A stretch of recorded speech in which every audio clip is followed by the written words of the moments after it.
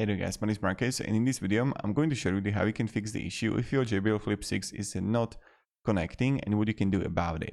So the first thing I wanted to share with you is that what you can do is that you just want to turn it on, and when you're going to turn it on, then you want to just press the play button with the plus button at the same time for about like 5 to 15 seconds. So you're going to turn it on, and then you're just going to factory reset by just pressing the volume up button, the play button with the volume up button, and just hold it and try it out, and then try to pair it.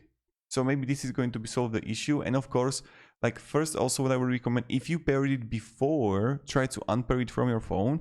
Also check if someone else is not connected to the charger. This is the Flip 6, so this is also important, and that's pretty much it. So thank you very much for watching. Hope you're having a great day, and goodbye.